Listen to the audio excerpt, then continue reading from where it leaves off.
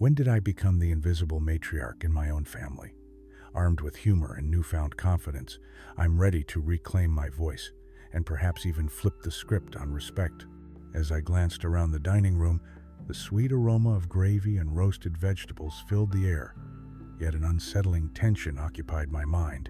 It was as if the smells mingled with whispers of self-doubt emanating from my son Ryan's dismissive comments earlier in the evening. He had treated me like an antiquated relic, explaining something I already knew, his tone dripping with condescension. I could feel my spirited friend Evelyn's lively hazel eyes watching me as I stirred my mashed potatoes, silently urging me to speak up.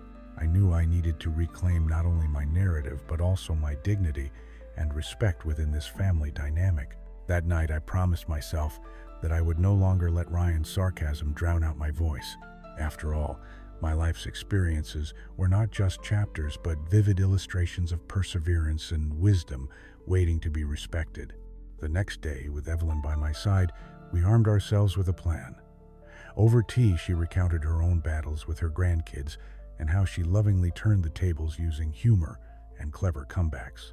When they talked down to you, she said, eyes twinkling, you just throw some history or an insightful tidbit back their way. They think they're the only ones who can be smart. As I laughed, I realized that humor could disarm even the most pretentious attitudes. I decided that the next time Ryan belittled me, I'd respond with a playful yet pointed remark that would leave him pondering rather than patronizing. The aim wasn't to shatter our relationship but to elevate it, to demonstrate that maturity and wisdom come in all forms, including mine. That weekend, the family gathered again for a barbecue, including my daughter Sarah, whose supportive nature always helped buoy my confidence. As the grill sizzled with burgers and the chatter flowed, I sensed an opening. Ryan ventured another jab, this time concerning my lack of tech-savvy knowledge. "Mom, do you even know what a podcast is?" he asked, crossing his arms, expecting a sheepish answer. With a newfound sparkle in my eye, I leaned over, tapped his shoulder, and said, "Actually, I do, Ryan. I've been tuning into one that focuses on the art of communication and mutual respect. Perhaps I can share it with you?" The surprise on his face was priceless. For a moment, he appeared flabbergasted, as if I had flipped the script right in front of him. Evelyn had been right. Humor and confidence truly were the best defenses. I pushed on gently. "You know, dear, it's fascinating how many perspectives one can have with age. I've seen things, read things, and, my word, lived through quite a lot. Maybe next time you could try listening instead of teaching?" The conversation paused, laughter erupted, and Sarah chimed in with her agreement. "Yeah, Ryan, you might be surprised what gems Grandma has tucked away." The shift from confrontation to shared laughter opened a door to deeper conversations, reminding us all of the importance of family and respect, shifting the atmosphere from that of a teacher-pupil dynamic to a collaborative dialogue. As the evening went on and the sun dipped below the horizon, I felt light and proud. My heart swelled with a renewed sense of purpose. I'd taken the first few steps to reshape how my children viewed me, but I knew this was just the beginning. It became evident that reclaiming respect also meant setting and reinforcing boundaries. Effective communication wasn't merely about showcasing my intelligence or experiences. It was about mutual respect and encouragement. While Ryan still had much to learn, he was beginning to see that our relationship could thrive on parity. With each exchange, I could feel our family developing a new rhythm. I wasn't merely a parent anymore. I felt more like a mentor, a friend, an equal. It warmed my heart to see how quickly our conversation shifted to topics where my insights were welcomed, not belittled. We discovered more about one another's lives, interests, and aspirations. Along the way, I learned that reclaiming my voice wouldn't transform overnight, but each discussion nurtured a new growth, a budding awareness in Ryan that forced him to rethink his attitude. Even my stubbornness began to morph into a luxuriant dialogue all its own, sowing seeds of respect and love in place of condescension. I realized that respect isn't simply given. It's earned through understanding and patience on both sides. The challenge remains constant, but I knew that as long as I stood firm in my truth, I could guide my family toward a healthier relationship. The next time Ryan felt the urge to belittle, I believed he would stop, perhaps think twice before speaking down again. Could I truly flip the script forever? Only time and the effort we all decided to invest would reveal the answer. As the weeks rolled by, our family interactions continued to evolve, gradually shifting from a lopsided power dynamic to one that felt more reciprocal. Mabel and Ryan discovered a newfound enthusiasm for open dialogue, one that showcased both their insights and experiences. It was a delightful surprise to find that my son wasn't just willing to listen, but that he had stories worth sharing that were inspiring. The more we conversed, the more threads of connection we wove into what had previously been a strained fabric of misunderstanding and frustration. One particularly sunny afternoon, amid laughter and frolicking grandchildren, Ryan recounted a story from his workplace where he had voiced concerns about team communication. Hearing my son embrace the principles I had held about respect and collaboration for years was exhilarating. It felt like I was gaining not just an audience but a partner in conversation. In the wake of that sunny afternoon, I began to deepen my understanding of the second strategy Evelyn had suggested: communicate with confidence. With each interaction, I made a conscious effort to embody that confidence. I practiced maintaining eye contact, ensuring my posture radiated strength, and took the time to articulate my thoughts loudly enough that they carried across the table. To my satisfaction, I soon found that these techniques also enriched the quality of my communication with others, not just my kids, but friends and acquaintances too. It was the small things, smiling as I spoke, listening actively, and responding thoughtfully. On one occasion, while sharing tea with Evelyn, I recounted a conversation I had with a neighbor. I had finally mustered the confidence to ask her about her recent travels, prompting my neighbor to share enthralling stories about her adventures in Asia.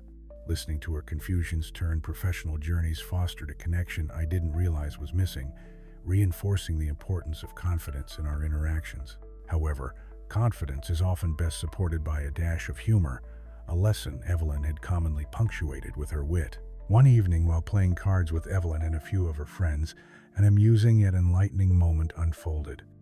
As I shared a story about the online struggle I had faced with the technology Ryan had mocked so relentlessly, Evelyn exclaimed, "Well, if they can't find you in the digital age, they should look for a postcard.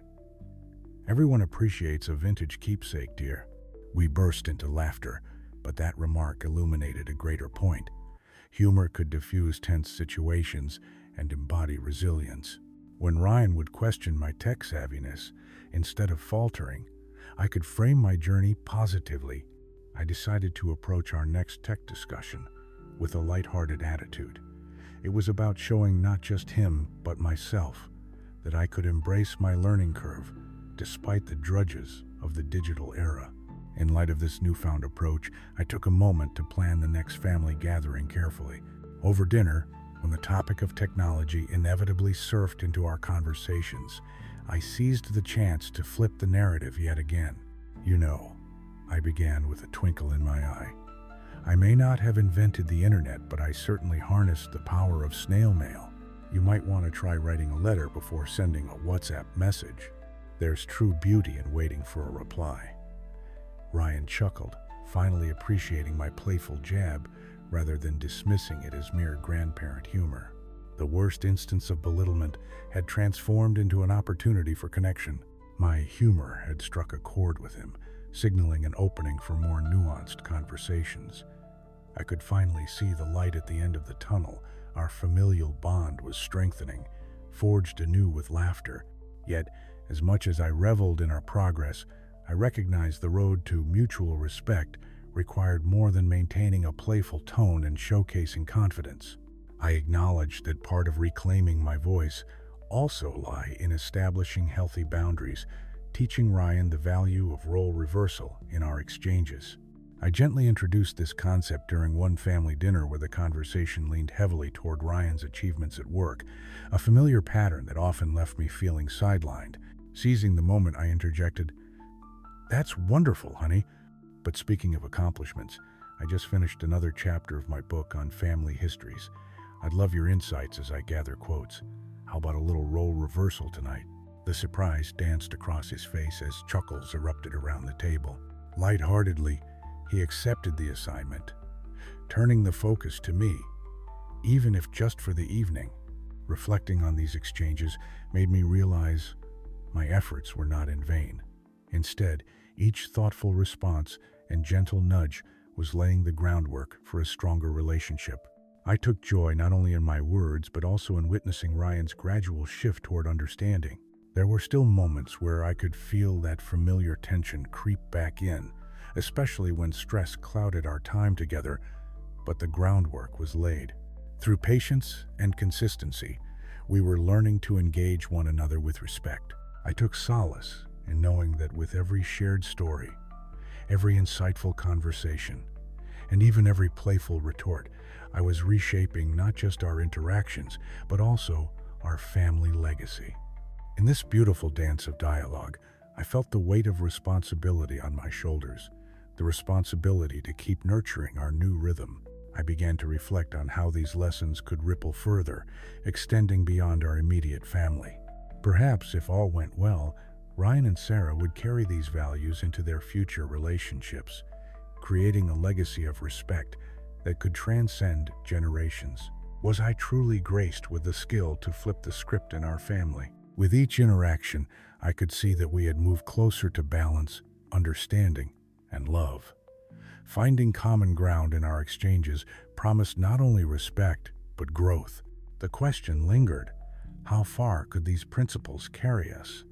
And how many hearts, including my own, could blossom in the wake of empathy? Though our conversations were improving, I knew the real work lay beneath the surface, in crafting a solid foundation of mutual respect. Ryan's comments, regardless of their tone or intention, often carried an undercurrent that I longed to address directly. So one sunny afternoon, while we prepared a simple meal together, I decided to take a step back and observe. The smell of garlic wafted through the kitchen as laughter echoed from the living room, where my grandchildren were engrossed in a board game. There, in that serene moment, I recognized an opportunity to lead by example. It was crucial to express gratitude for Ryan's contributions while simultaneously clarifying my boundaries. I casually set a tin of freshly baked cookies on the counter and turned to him. "You've been really dedicated at work lately, Ryan. I appreciate everything you do. But let's also remember that we each have our strengths that should be celebrated, don't you think?" His brows lifted in surprise, and for once, the conversation took a different turn, one that hinted at a deeper understanding between us. As we continued to chop vegetables and share stories, a new energy filled the corners of our kitchen. Every anecdote I shared was accompanied by Ryan's laughter, and every time I complimented him, the walls he had unknowingly built started to crumble. I found myself coming alive with stories of my own achievements, how I had balanced family and work throughout my younger years, how I once spearheaded a community initiative, and even how I had finally published a collection of family recipes. It felt empowering to reclaim these narratives and shine a light on my journey. In one particularly animated exchange, I shared an experience where I had come face to face with a skeptical editor. Oh dear, the look on his face when I handed him my manuscript, it was like handing a cat a zucchini. I laughed. Ryan chuckled as we tossed salad greens together, and I noticed he was beginning to respond not just with laughter, but with a respect that hadn't always been there. My stories allowed us to forge a new layer in our relationship, where my experiences were no longer just footnotes in conversation, but essential chapters. However, communication requires ongoing nurturing. With each innovative dinner or family outing, I realized that establishing healthy boundaries was only one piece of a much larger puzzle. I made it a point to invite Ryan and the family to engage more with my friends and other family members during our gatherings, allowing them to witness how effortlessly humor and wisdom could weave together in our interactions. One Saturday evening, I arranged a game night with a few friends who shared my quirky sense of humor and scrutinizing thoughts. As we gathered around the dining room table, where age-old board games mingled with the joyful chatter of the grandchildren, Ryan observed the wit and charm with which my friends embraced our shared memories and the stories that came to life. You thought it was just Grandma Poker Night, I winked.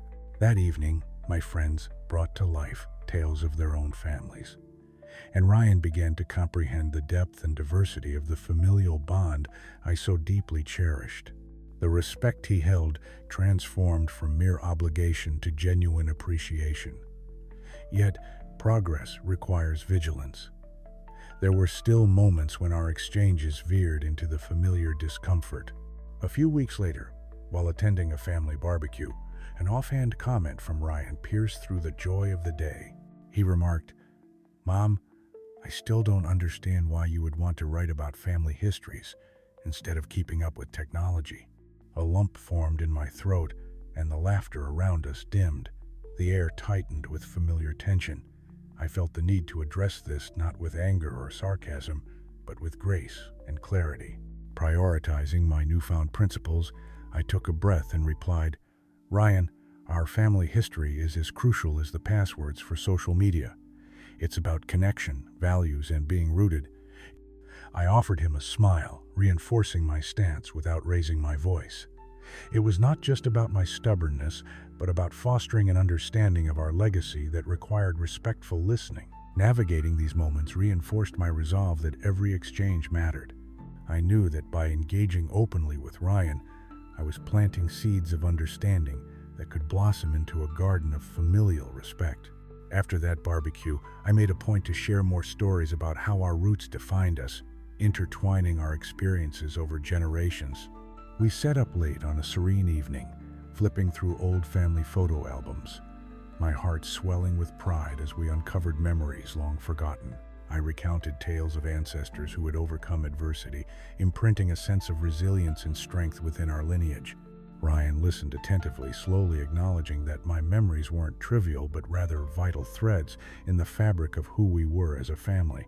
Each shared narrative brought us closer, erasing the blurry lines of misunderstanding. In these newfound moments, I sensed an unwavering opportunity for growth, both personally and within our family dynamic. As I observed Ryan echo my sentiments and actively participate in discussions about our family values, I wondered how far the impact of these changes could extend. Perhaps these principles, respect, humor, and emotional openness, would ripple through to Sarah as well, nurturing the same warmth and generosity I had instilled in Ryan. I envisioned our family as one that chose to embrace its history, shunning condescension and fostering empathy instead, creating a legacy that would reshape our interactions for generations to come. Reflecting on these transformations, a compelling realization dawned upon me. Was it possible we were, in fact, rewriting the narrative not just for ourselves, but for our entire family lineage? As the month of family gatherings carried on, with each event more vibrant than the last, I found myself standing in the kitchen again, preparing a family feast for a rustic dinner night. With the din of laughter and my grandchildren's voices filling the air, I felt a mix of excitement and nervous anticipation.